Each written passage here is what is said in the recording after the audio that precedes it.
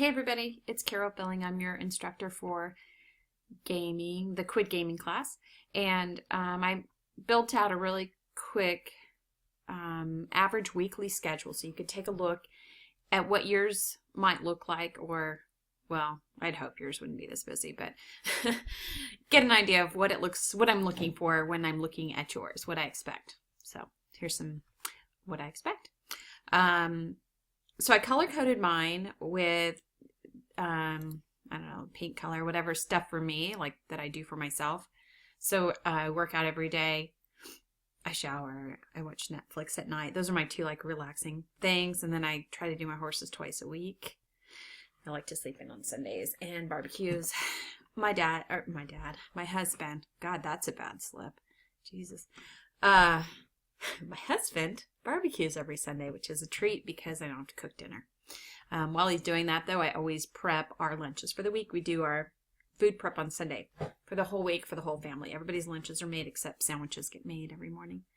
And then I also prep all the kids' clothes and my clothes for the week on Sunday, which sounds like a lot of work, but it's actually not. My kids have uniforms, so I just have to make sure all the uniforms are ready and stuff like that. And I'm teaching them how to do that. So I'm kind of creating this habit for them about laying out your clothes for the week early, because I'm just telling you, it's so much easier. And even if you're just wearing t-shirts, which I only teach live on Monday and Wednesdays. So Tuesday, Thursday, and Friday, I'm working basically behind a computer. And so I just make sure I have 3 t-shirts set out and sweatpants basically for those days.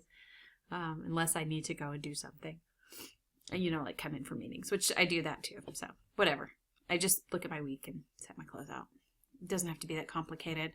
I do like breaking out this though, because I am a mom, I have 4 kids. And so if I don't book out time to get dressed, somehow I end up taking care of the kids in the morning, getting them ready for school. And then all of a sudden there's no time for me to get ready. So that's kind of a new rule this year, is at 6:30. I leave the kitchen and my husband comes in and takes over, and so he gets dressed from 6 to 6:30, and then we sort of switch, and I get dressed and he manages children.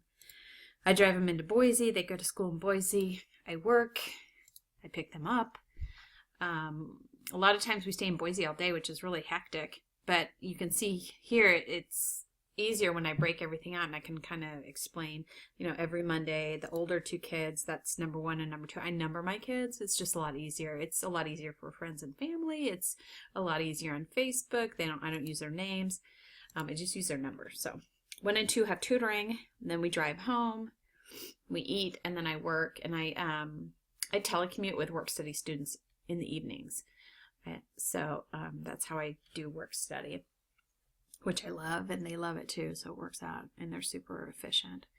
And then in the evening, I always spend a half an hour just relaxing and watching Netflix before I go to sleep. And so I sleep about 7 hours a night, which may not be enough. So if you need more time, you need to put it in there. You should be doing really 8 or 9. But I make it up on Sundays. Ta-da! Super excited about that. So anyway, I hope this gives you an example of how to make a weekly schedule, and the color coding helps because you can really start to see where you spend all your time. Apparently, I spend all my time working and commuting, which sounds about right.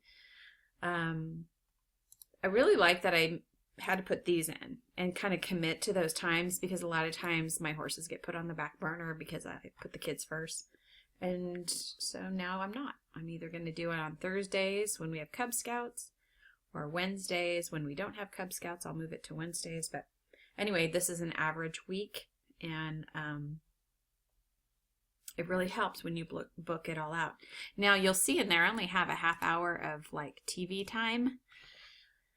So this is where you really start to figure out where, when, and how much time you can give to your hobbies. And I know that as gamers, you could spend hours gaming, and typically it starts in the evening and goes through the night. At least that's what my nephews do. And that's fun and awesome for Friday night if your Saturday looks like mine, minus the horses. But if you've got a week that looks like this, you can't be up all night gaming. So you're going to have to set some boundaries and just say, I can only game an hour at night or 2 hours a couple nights a week or whatever. It depends on if you work and all that. But you're going to have to start shifting your habits. I don't have any social time in here for me, my friends. Believe it or not, old people still have friends. And so sometimes this really turns into a girls' night or whatever. I go out with some of my friends. We do stuff. I don't really go out. We go to Bodovino. So if you ever want to hang out with old people, go to Bodovino. That's where we go. And so, wow.